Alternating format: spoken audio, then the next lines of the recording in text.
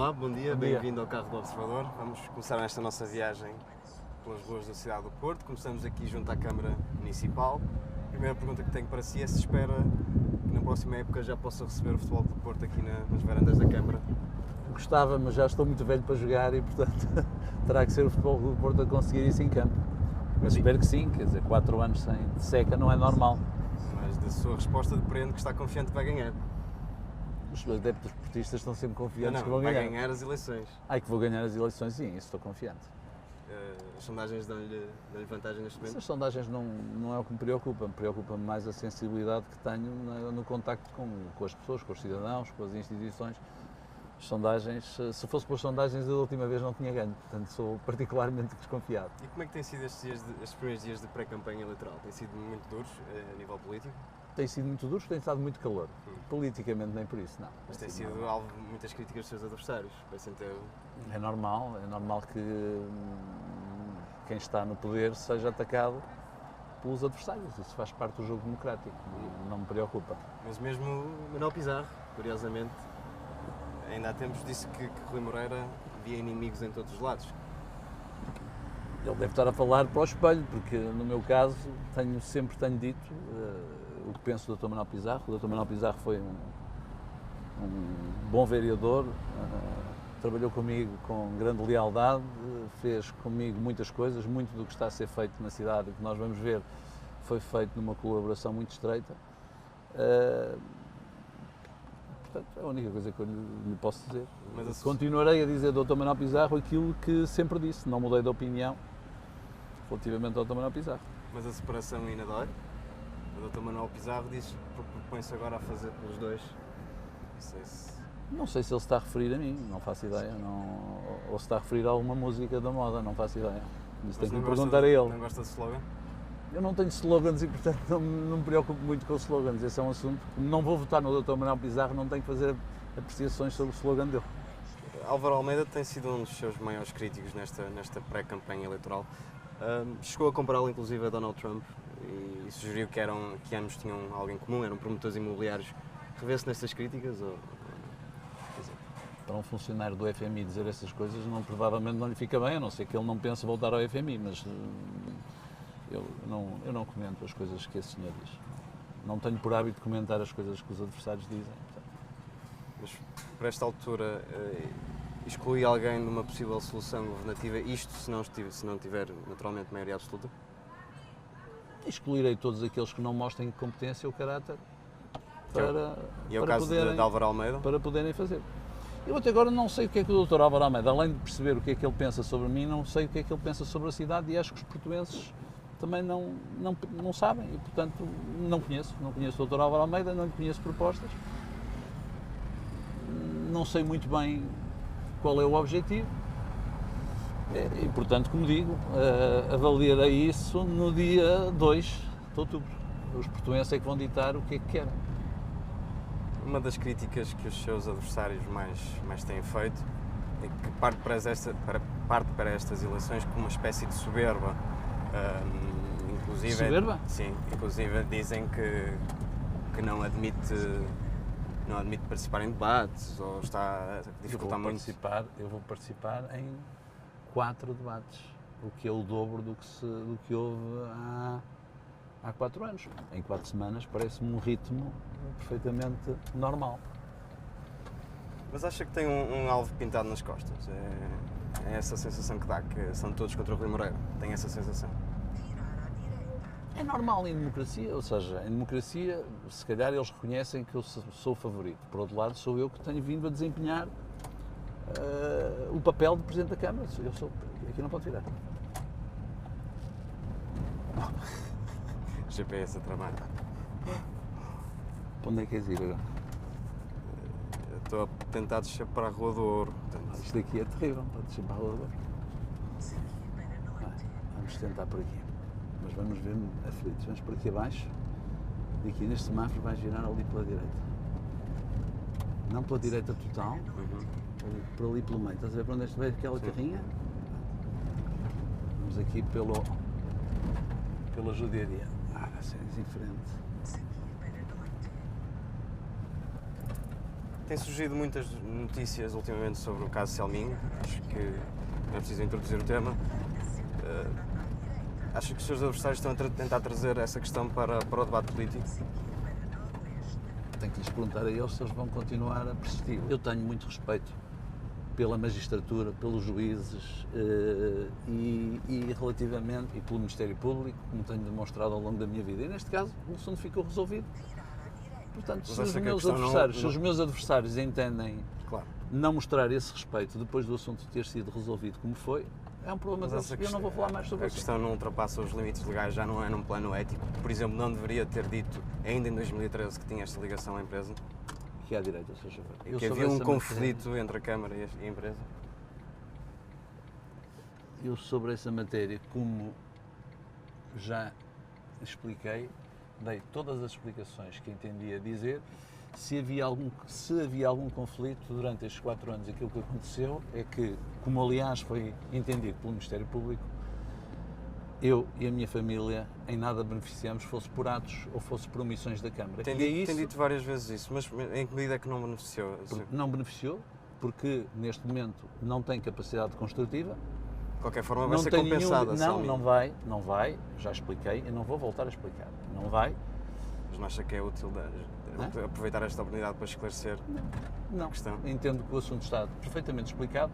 Só os meus candidatos, os meus adversários políticos que querem fazer disto uma guerra suja, é que fingem que ainda não entenderam, porque o assunto foi esclarecido e foi esclarecido não foi por mim. Foi esclarecido por mim em Assembleia Municipal e foi esclarecido pelo Ministério Público, que nem sequer me quis ouvir. Avaliou a questão, investigou a questão perante uma queixa legítima da CDU e considerou que estava tudo bem. E, portanto, eu não tenho que me pronunciar mais sobre essa matéria. A questão agora vai ser decidida em tribunal, numa comissão arbitral? Talvez ou talvez não, depende. Mas se for, há quem sugira que isto é um caso quase Rui Moreira versus Rui Moreira. Não é verdade, porque a Câmara Municipal não é verdade, porque não é verdade. Também isso é uma mentira. Isso é uma mentira publicada pelo Diário de Notícias, que sabe que é mentira. Porque aquilo que está combinado, o que está acordado entre a Câmara e a empresa em causa, é que no caso de haver um tribunal arbitral, será um árbitro único e será designado pelo Presidente do Tribunal da Relação do Porto. E, portanto, se desconfiam do Presidente do Tribunal da Relação do Porto, digam-no. Eu não desconfio. Eu confio na Justiça, confio no Ministério Público. Todo o resto, para mim, e sobre este assunto, peço desculpa, mas não falo mais, é chacota política, é campanha suja, é de quem não tem nenhuma ideia para a cidade e que procura apenas tentar denegrir a imagem de um concorrente. Eu não faço isso relativamente aos meus adversários, esperava que eles não o fizessem. Acho que, mais uma vez, o povo do Porto será sábio ao definir e ao decidir aquilo que Acha que não vai ser penalizado nas eleições? Não, acho que não. Até por se recusar nestas sucessivas entrevistas em dar não mais estou a recusar, já respondi a esta matéria em detalhe. Respondi em Assembleia Municipal, respondi perante várias entrevistas que foram feitas, nomeadamente uma vossa. Já expliquei vezes sem conta que essa questão, no caso do assunto ser resolvido por arbitragem, que há apenas um árbitro e que o árbitro será nomeado pelo Tribunal da Relação do Porto. Já agora, para esses senhores que dizem que seria eu a decidir, já estão a assumir que eu vou ser Presidente da Câmara, que é um paradoxo. É um paradoxo, porque se forem eles Presidentes de Câmara, esse assunto nem sequer se suscita. Portanto, para além de eu achar que isso é um derrotismo, considero que este é um assunto que eu, a meu ver, está encerrado. Eu sobre este assunto não falo mais. Concorda ou não com os seus adversários quando dizem que os terrenos devem ser revertidos a favor da Câmara? É o que a Câmara está a tentar. Nunca tinha sido feito ao longo dos últimos 40 anos. Comigo, como Presidente, a Câmara está a tentar fazer isso. Mas a empresa será compensada? Não, isso será... Não é uma questão disso. Está-se a discutir a propriedade dos terrenos. Esse assunto será discutido em tribunal e a Câmara fez aquilo comigo que nunca antes tinha feito. Nunca antes a Câmara tinha reclamado isso. E comigo reclamou. Então não vê qualquer caso de conflitos de interesse nesta questão? Como sugere, por exemplo, o João Teixeira Lopes? Não. Que é bastante assertivo quando diz que isto é um claro caso de conflito de interesses. Não. Eu compreendo que o João Teixeira Lopes, que é um candidato substituto, por razões que eu, aliás, lamento, precisa de encontrar algum tema para falar na cidade e, como não há temas fraturantes tão ao gosto do Bloco de Esquerda, procura vir com uma campanha suja. É uma opção que ele faz. Mudando de assunto, estamos agora a caminho Do Aleixo. do Aleixo. Temos que virar aqui nesta, aqui já a seguir este semáforo, não é? Estamos agora a caminho do bairro do Aleixo, uma das zonas mais problemáticas da cidade do Porto. Muitos dos seus adversários Cuidado que isto tem dois sentidos, é? têm questionado a falta de investimento na reabilitação urbana de bairros sociais, e não só, mas sobretudo de bairros sociais. Revê-se nestas críticas ou nem por isso? Não. Aquilo que sucede é que até Mas estamos a passar numa zona Exatamente. onde há tráfico e consumo de droga a céu aberto. Para uma cidade como o Porto, que se quer afirmar como um destino turístico de eleição, isto não é uma zona que envergonha a cidade?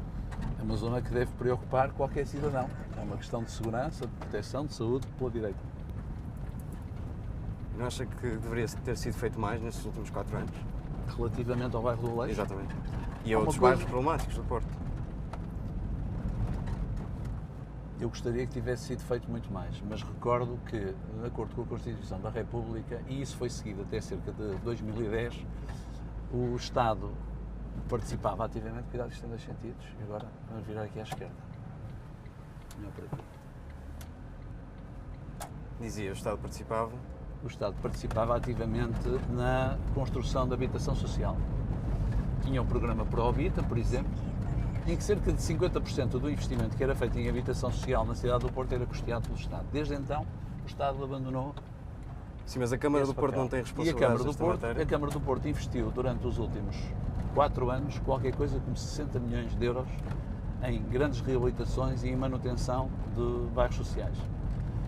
Esse é um esforço enorme para a cidade do Porto, que a cidade do Porto tem levado a cabo. A cidade do Porto tem cerca de 13 mil habitações sociais. Aqui vivem cerca de 10% da população do Porto, que vive, a meu ver, em condições muito aceitáveis. A maior parte dos bairros Aqui no bairro do Aleixo. a maior parte dos bairros estão reabilitados. O bairro do Aleixo foi um problema que nós herdamos.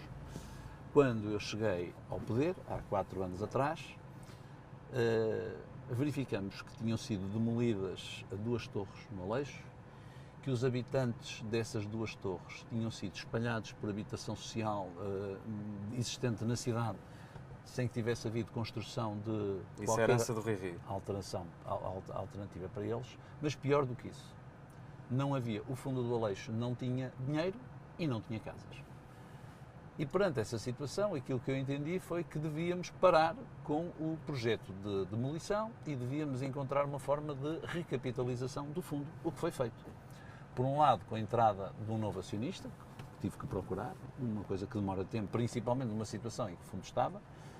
Depois, porque tínhamos um sócio que era pouco desejável, a Rio Forte, com a qual não podíamos contar, naturalmente, para fazer aumentos de capital, como se compreende, nem para tomar nenhuma decisão. E, portanto, foi preciso arranjar um novo acionista. E foi preciso também que a Câmara revertesse para si alguns dos terrenos que tinham sido passados para o fundo do Aleixo e que não eram no Aleixo. Mas essa é a questão mais política. Eu pergunto a nível social. A nível social, o que acontece é que nós temos neste momento... Um dos seus adversários, por exemplo, e volto a citar João Teixeira Lopes, Sim. que diz que, e já denunciou vários casos de perseguição a toxicodependentes da Câmara, perpetrada pela Câmara do Porto. Perseguição? Perseguição. Não, a Câmara do E Porto... e excesso de A violência. Câmara do Porto não persegue nem exerce violência, até porque a Câmara do Porto não tem competências no âmbito da proteção e da segurança.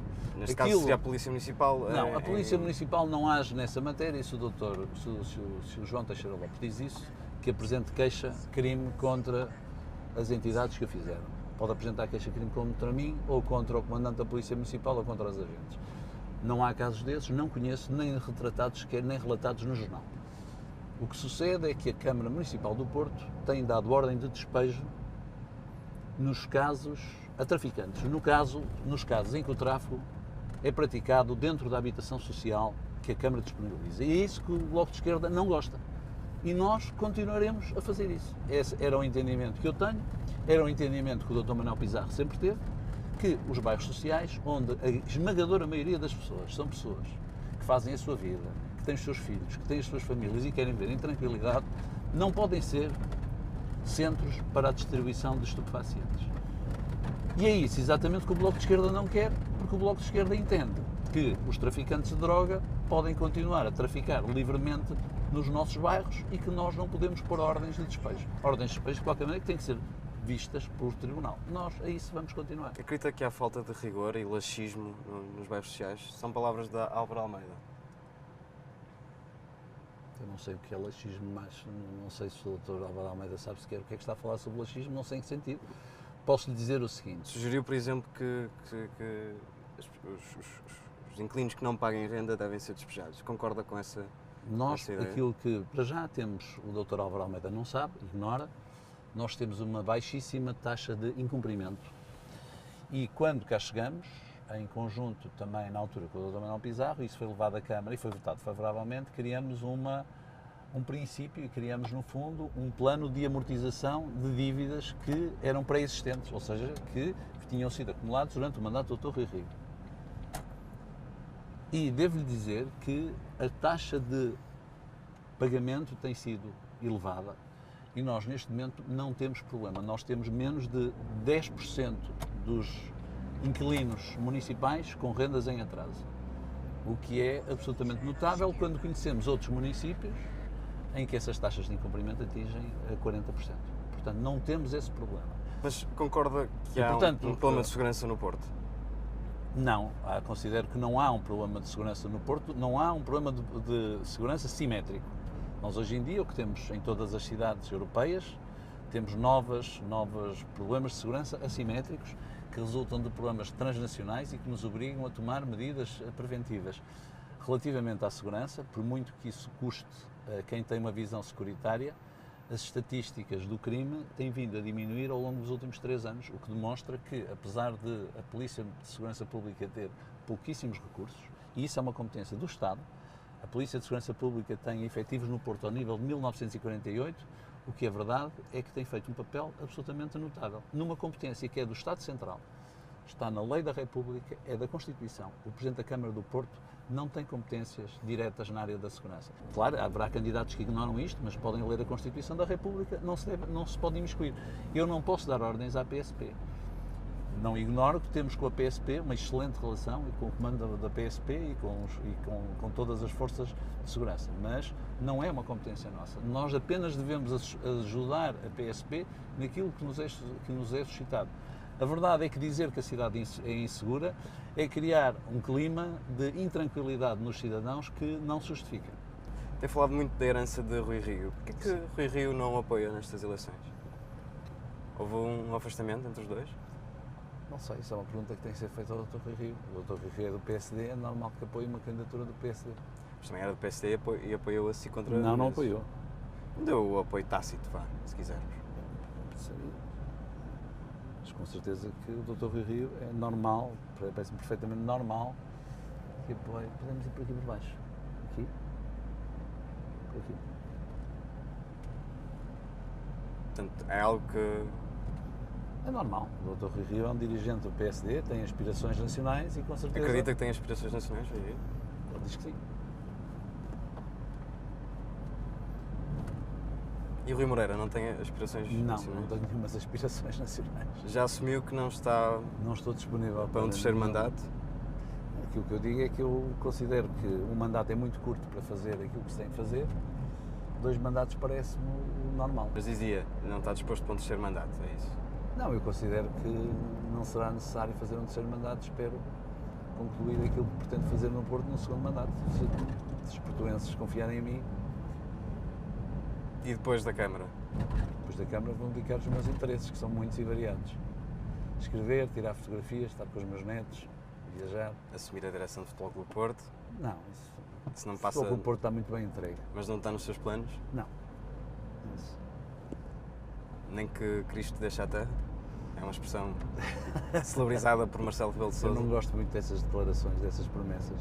E já estamos na VCI? Já estamos na VCI, já é VCI, portanto estamos na saída da Ponta Rábida, que é uma zona entrada para Bessa Leite, que é uma das zonas mais problemáticas. Portanto, deixe começar a chegar à esquerda, porque aqui os carros começam. Faixa de meio é o ideal. Que é uma das zonas mais problemáticas em termos de trânsito. É uma zona problemática porque é, no fundo, uma autoestrada que corta a cidade em 2, que rachou a cidade.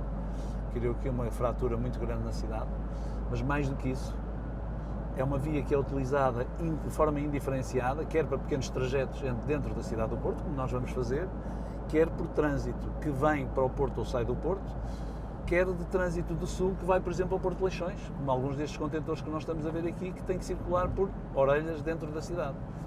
O que naturalmente deveria criar a alternativa, e há alternativas, há uma grande circular que é a CREP, mas porquê que os caminhões não utilizam? Porque essa é portajada, não só é mais longínqua, como é portajada. E já garantiu que vai acabar com as portagens na CREP?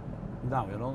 Isso. Pelo menos é uma das A única suas... coisa que eu acho é que as forças políticas em presença nestas eleições deviam ter assumido entre si um compromisso para, junto do Governo, fazer essa exigência. Isso teria vantagens não apenas para nós, mas também para os municípios vizinhos, nomeadamente para Matosinhos e Gaia, que têm os mesmos problemas, porque a VCI, não podemos esquecer que no fundo vem de Gaia, que chega à Ponta Rábida, e influencia também toda a ligação a Matosinhos.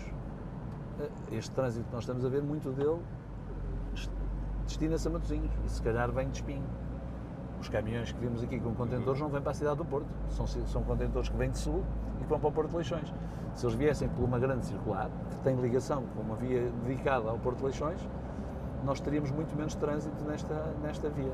E por si só, se conseguisse... Isso resolveria muitos constrangimentos. Cada vez que a VCI para por acidentes porque tem muito trânsito, o que acontece é que todas as artérias de ligação à VCI ficam sobrecarregadas, ficam entupidas e, portanto, teríamos aqui uma enorme solução. Claro que o problema do trânsito não se resolve só por isso, só com isso. Precisamos de mais transporte público, a extensão do metro está em curso, anteontem ficou definido pelo Tribunal de Contas que finalmente os municípios vão poder assumir a gestão dos STCP. Eu acredito que a partir daí vai ser possível tomar medidas que vão facilitar a utilização do transporte público, isso em qualquer cidade está em curso. Temos que facilitar os circuitos pedonais através dos metros suaves, já lançamos o concurso, ou seja, a cidade do Porto, como tem Lisboa, altos e baixos, nós temos que fazer com que a cidade seja mais fácil de utilizar por via pedonal e também por via ciclável, mas a VCI é um cancro. Nós temos aqui um problema muito complicado para resolver. Hoje não temos problemas, hoje está a correr bem, mas se houver um acidente, para tudo. Não é? A questão do metro tem sido também muito questionada, a decisão de fazer a ligação entre Casa da Música e São Bento, certo? Sim. Há quem defenda outra solução. Porquê é que não foi avante uma ligação, por exemplo, entre... Em primeiro lugar, a competência do metro é do Ministério do Ambiente, que tutela Exatamente. a metro Mas do Porto. a Câmara é parte interessada A Câmara foi ouvida relativamente às opções que a metro tinha nessa matéria. E aquilo que nos foi... Vamos começar pelo princípio. Eu há 4 anos atrás dizia, infelizmente não vamos ter metro. Portanto, e durante estes 4 anos não tivemos. Há 10 anos que não se constrói nada no metro do Porto. Portanto, a primeira boa notícia é que finalmente houve algum dinheiro para desenvolver metro. E nesse âmbito, a Metro do Porto fez um estudo, a meu ver, muito bem feito, em que pegou nos recursos existentes e tentou avaliar, através de uma análise custo-benefício e também de procura, com o dinheiro existente, o que é que podia fazer. É evidente que eu sempre disse que a ligação que eu gostaria seria uma ligação de São Bento pelo Campo Alegre até à Praça do Império. O que é facto é que com esta linha que agora é anunciada, já ficamos mais perto de conseguir concretizar isso. Não é o ideal. Nós não podemos querer um mundo ideal de um dia para o outro. É evidente que se o Governo disponibilizar 1.000 milhões de euros para a Metro do Porto, isso claramente nós sabemos o que é que devemos de fazer. Agora tem que ser dentro dos recursos existentes. Nós não podemos falar em recursos não existentes. Mas há quem questione que esses estudos que deram origem, ou estão na origem dessa decisão, foram pensados num ponto de vista de maximização de lucros. Não foram no ponto de vista de maximização dos lucros. É evidente que a Metro do Porto, sendo uma empresa pública que depende do Estado e do Ministério do Ambiente, tem que fazer uma escolha judiciosa relativamente aos muitos projetos que existem. Nós conseguiríamos, os autarcas da área metropolitana, conseguiriam encontrar onde gastar 2.000 milhões. Mas costuma andar de metro na cidade do Porto? Costumo. Por exemplo, quando vou ao futebol. Uma boa solução. É uma excelente solução. Minha casa para a Câmara, infelizmente, não tenho metro, exatamente porque a zona ocidental não está servida. Portanto, aqui estamos numa zona onde havia bairros sociais, os bairros sociais que foram demolidos no tempo do Dr. Rui Rio, são nesta zona. Uma zona muito bem infraestruturada. Foi uma boa decisão essa de demolir os bairros? Não sei, havia um problema social grande nestes bairros sociais, não sei se a demolição teria sido necessária. Na altura foi uma promessa que foi feita pelo Dr. Rui Rio e ele cumpriu e foi bem aceito pela população, portanto é muito difícil, passados que foram 15 anos, estarmos a fazer uma avaliação retrospectiva relativamente a isso. Eu não gosto nada de pensar hoje como é que eu hoje poderia ter decidido há 15 anos atrás. Foi uma decisão que foi tomada, deixou-nos aqui todo este espaço disponível, onde existiam bairros, um grande bairro do Porto, e nós o que estamos a fazer agora é utilizar este recurso que aqui temos. Por um lado, é aqui que estamos a pensar densificar a cidade, um problema que nós temos vindo a defender. Para a zona oriental. Exatamente, portanto, estamos a pensar que aqui podemos densificar, em todos estes terrenos, podemos fazer aqui escritórios, podemos fazer aqui habitação, há aqui um enorme potencial, até porque está muito bem servido em termos de infraestruturas, como se pode ver, não é? E temos metro aqui próximo. A questão da reabilitação urbana, Aqui por baixo. curiosamente, tem sido um dos pontos que mais críticas lhe tem merecido. Dizem que basicamente nestes últimos 4 anos foi feito muito pouco em termos de reabilitação urbana. Isso acho extraordinário que se diga. Aliás, Bem, aqui abaixo. acusam mesmo de ter esquecido a zona oriental da cidade. Porque é que não foi feito nada de muito Eu acho extraordinário relevante que aqueles que nada começaram em 40 anos falem daquilo que nós estamos a começar a fazer em 4 anos. Mas falava em concreto da questão das rendas controladas. Que tipo de investimento? Qual é o plano exatamente? Aquilo que nós propomos, por um lado, é, em algumas zonas, como é o caso desta zona, aumentar os índices de construção. Ao aumentar os índices de construção, damos a volta, aqui temos uma estação, por exemplo, de metro, que serve toda esta zona, mas que praticamente não tem utilidade porque a população desapareceu daqui. E aqui que isto tem todas as condições, vamos para aquela rampa acima. Tem todas estas condições, está a ver aqui em cima havia um bairro social.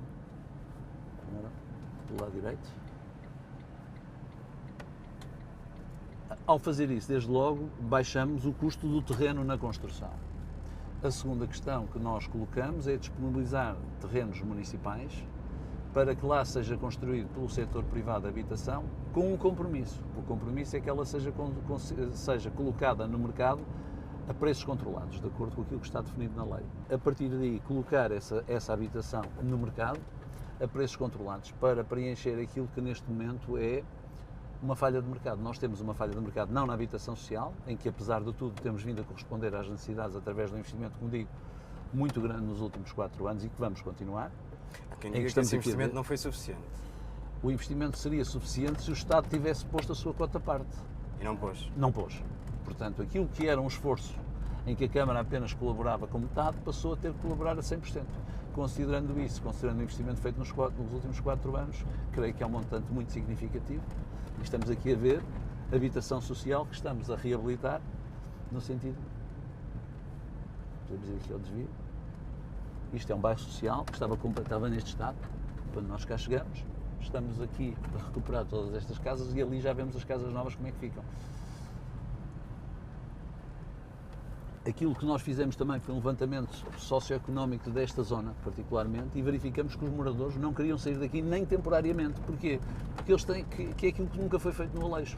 Estes munícipes que aqui viviam e que aqui vivem ainda, estavam de tal maneira desconfiados que aquilo que nos pediram foi, mesmo durante a construção do novo bairro, que eles aprovaram e foi-lhes apresentado, nós não queremos sequer sair daqui. Portanto, colocamos aí uns contentores pré-fabricados em que as pessoas estão a viver, na expectativa de terem tudo isto reabilitado. Sim, primeira coisa, recordar-se-ão, com certeza, o eleitorado recorda-se, tem muito boa memória, que uma das coisas que eu disse é que não prometia fazer pontes e túneis e rotundas, portanto eu não prometi isso. Além disso... Na altura era uma resposta a Filipe Menezes. Não, era uma resposta às propostas, não apenas de Luís Filipe Menezes, as propostas de todos os candidatos eram um fortíssimo investimento público e eu disse que era preciso, antes de mais, zelar pelas boas contas da cidade do Porto, que era uma herança importante do Dr. Rui Rio e que eu pretendia salvaguardar.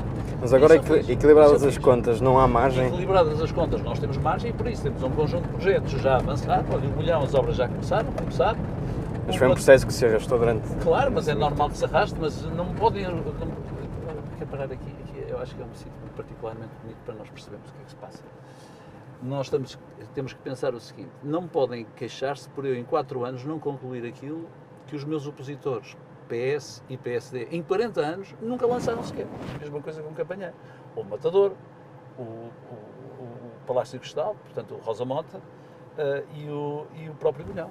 Em 40 anos nunca fizeram nada. Há 40 anos que é identificada a necessidade de trabalhar No entanto, com as contas agora equilibradas. E agora estamos com umas obras. Compromete-se a avançar com essas obras? Não, elas estão a avançar. Ou seja, nós, relativamente ao Bolhão, como as pessoas sabem, nós já fizemos o desvio das águas, que era uma obra fundamental, já expropriamos casas que precisamos para fazer o túnel.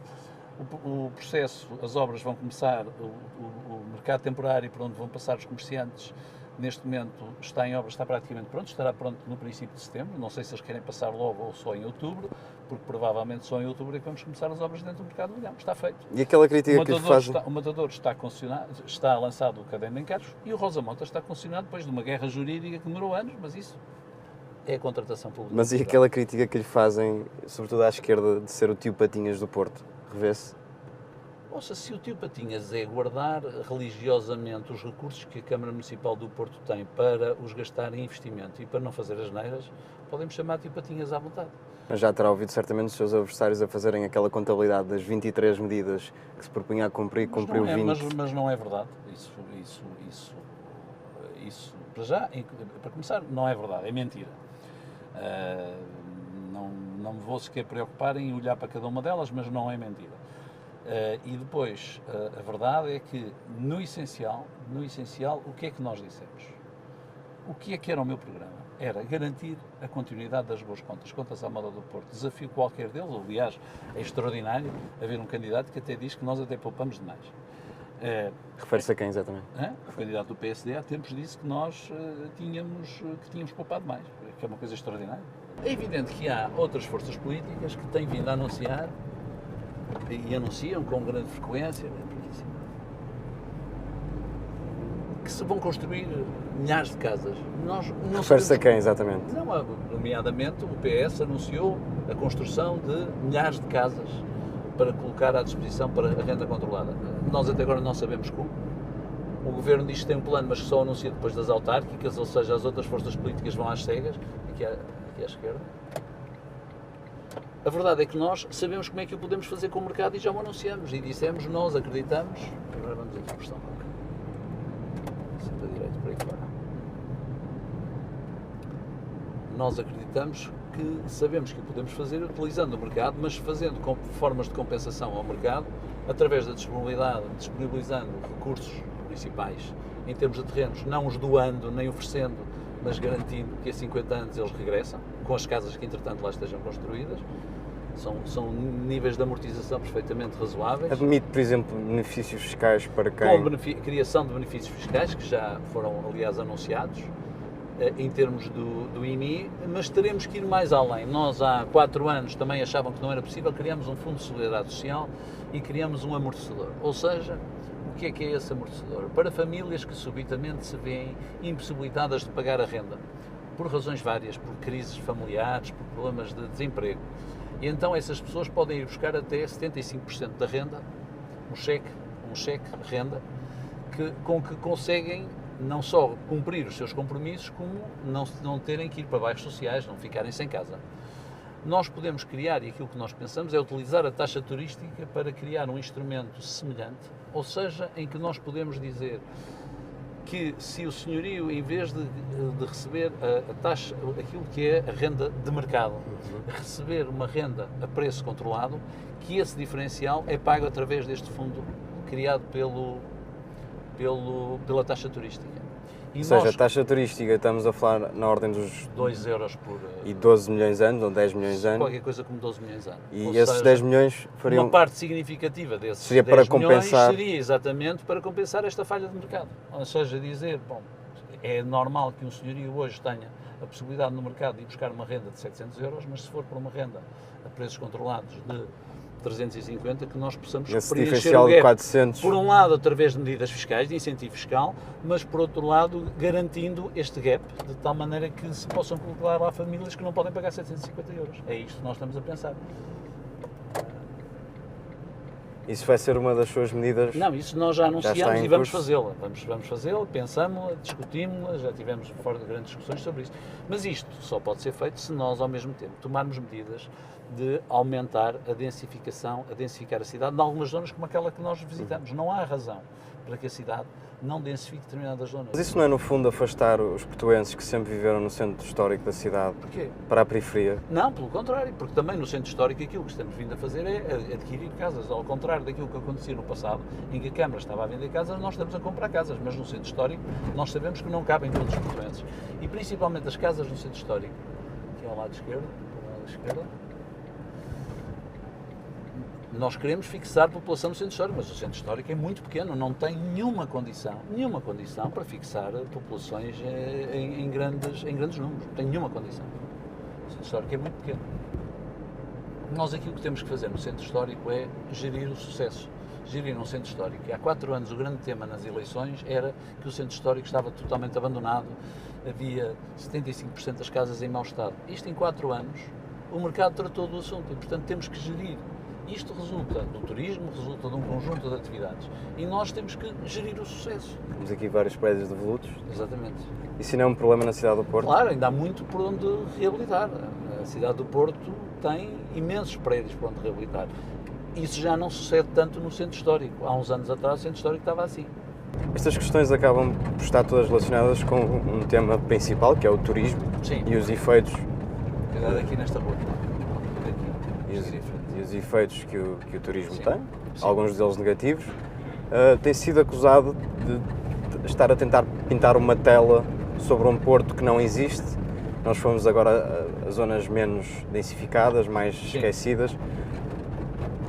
E revê-se nessas críticas, ou seja, está a pintar aquela zona do Cais da Ribeira, da Baixa. Mas o Cais da Ribeira não é o Presidente da Câmara que pinta. O Cais da Ribeira tem uma enorme atratividade e essa atratividade... A questão aqui é, a aposta que foi feita nessa reabilitação, No centro histórico? nessas zonas, não Foi foi bem, porque essa zona estava completamente... Não foi uma operação de cosmética? Não, não foi nenhuma operação de cosmética, porque essa resultou, em larga medida, em primeiro lugar, quando eu cheguei à Câmara, a Sociedade de Reabilitação Urbana do Porto foi criada em 2005 e iniciou, de facto, as suas atividades em 2007, portanto, muito antes de eu chegar. E fez um trabalho absolutamente notável, ou seja, reabilitou o espaço público e permitiu que os investidores privados acreditassem na reabilitação do espaço privado. E aquilo que aconteceu na Ribeira é que a Ribeira era um buraco negro, não vivia lá ninguém. Era uma zona completamente abandonada, em que só viviam lá ainda aqueles que não tinham conseguido fugir.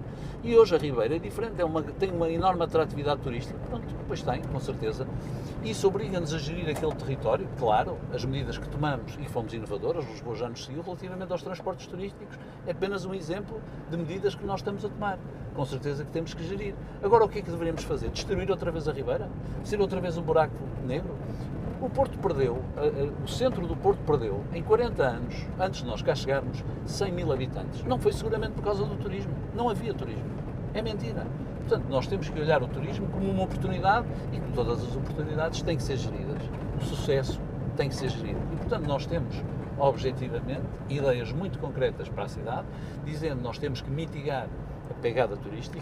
Como é que se faz isso? Exatamente. Por um lado, através da habitação. Olha, no comércio, protegendo o comércio tradicional. Eu recordo que em 2014, no âmbito da Semana da Reabilitação Urbana, eu anunciei publicamente que era preciso tomar medidas relativamente ao comércio tradicional e que, se fosse preciso, a Câmara teria que tomar medidas absolutamente draconianas para não acabar com o comércio histórico, as lojas históricas. E nessa altura fui criticado por toda a gente. Uns acusavam-me de ser comunista, sempre diferente. Estamos quase lá, agora já estamos perto. Nessa altura, o que é facto é que hoje há recursos disponíveis porque, desde logo, há um enquadramento legal e muito bem feito e nós, neste momento, já tomamos essa iniciativa e estamos a proteger lojas históricas. É essas medidas que têm que ser tomadas, mas isto eu antecipei em 2014 e que, se você for ver o que foram os comentários na altura, foi criticado por toda a gente, que era uma medida contra o mercado, que isto iria ser terrível, que iria acabar com a lei das rendas, estava a preocupar os comentários. Não. Considerei que isso é um património, ou seja, nós temos que medir, que garantir. A questão da sustentabilidade tem a ver com questões patrimoniais e nas questões patrimoniais as pessoas são muito importantes. As pessoas são elas próprias o seu património. Mas hoje quem percorre a Baixa não encontra lojas históricas ou Mas encontra... não encontra. Olha, há uma, olha só o Lelo, passe lá, veja o que é Sim, que lá se a Lelo. passa. Mas não só, há um conjunto de lojas, Mas não acha cafés que estão não acha que protegidos. perdeu- Nós inscrevemos. Nós inscrevemos. Estamos a falar de Majestic. Não apenas do Majestic. Temos já um aqui à nossa frente do Guarani, apenas para falar no território onde nós estamos. Temos inúmeros. É evidente que algumas se perderam, algumas não tinham condições de sustentabilidade e, lamento, por muito que nós queiramos, sempre diferente. Há questões que nós não podemos garantir, ou seja, uma loja histórica só por si, garantir a sua sustentabilidade é mais ou menos impossível. Aquilo que nós estamos a evitar é que as lojas históricas sustentáveis sejam expulsas por causa da lei das rendas, isso sim, e isso nós vamos fazer. E é isso que estamos a fazer. Criamos um grupo de trabalho autónomo que identificou as lojas que apresentaram as suas candidaturas aqui pelo lado direito. E, portanto, isso, objetivamente, nós fizemos. E fizemos de uma forma absolutamente consciente, tendo esperado muito tempo pela criação de uma legislação nacional que nos permite agora intervir nesse território. E nós, aquilo que temos é valores consideráveis em orçamento, através do projeto Mercator, para apoiar essas lojas. Não só através de medidas fiscais, as lojas que são identificadas como lojas de património histórico. Mas estamos a falar de que valores? Lojas de tradição. Lojas de tradição. Lojas de tradição. Estamos a falar em valores que neste próximo ano andarão próximo dos 10 mil euros por loja, considerando 100 lojas, portanto estamos a falar diretamente de 1 milhão de euros para além dos benefícios fiscais. Para além dos benefícios fiscais. 1 milhão de euros por ano, Fiscais. mais benefícios fiscais. Só que os benefícios fiscais têm que ser dados a quem? Aos proprietários. Porque nós também não podemos querer que um proprietário seja ele sozinho a arcar com a responsabilidade de, num edifício que é seu, ter uma loja histórica. E, portanto, o que nós propomos é que esses proprietários tenham benefícios fiscais que, de alguma maneira, os compensem pelo facto de não poderem despejar a loja que lá têm ou ter uma renda de mercado nessa loja. Portanto, nós temos que atuar dos dois lados, da oferta e da procura. Se assim não for, seria muito injusto. Porque também há algumas pessoas que têm o seu património e dizem, mas porque é que o meu património agora está condicionado?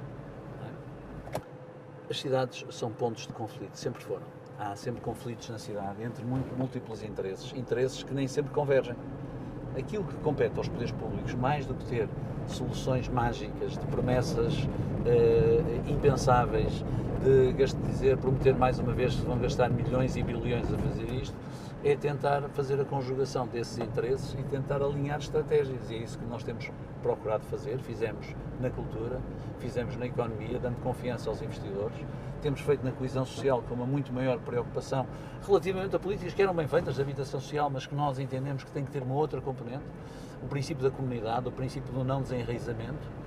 E isso, eu acredito que nós, se confiar em nós, vamos conseguir gerir na medida do possível, com todas as dificuldades que a gestão de uma cidade tem, em que todos os dias surgem problemas novos, e basta pensar nestas questões dos riscos transnacionais com que hoje estamos confrontados e que de repente começam a preocupar os nossos cidadãos, se calhar muito mais do que as questões tradicionais de segurança, que muitas vezes são abanados, e esses sim são abanados sempre com um objetivo profundamente demagógico, profundamente populista, de criar medo às populações.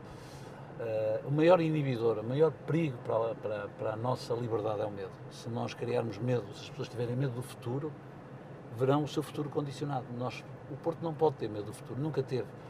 Os desafios são sempre diferentes, os desafios de há 4 anos mudaram radicalmente e, portanto, temos que saber olhar para os novos desafios e, com base nesses desafios, encontrar soluções. E não há soluções mágicas. Tem que ser soluções construídas com a sociedade civil, com os investidores, com o mercado, com todos aqueles que pensam, com a universidade, uma coisa tão importante na cidade do Porto e a que nós tantas vezes recorremos. Aproximamos agora da Torre dos Clérigos, um dos símbolos da cidade do Porto. E terminamos aqui a nossa viagem com esta vista para um monumento histórico. Sr. Rui Moreira, muito obrigado, Muito obrigado por esta viagem. Foi um prazer. Foi um prazer. Um prazer também.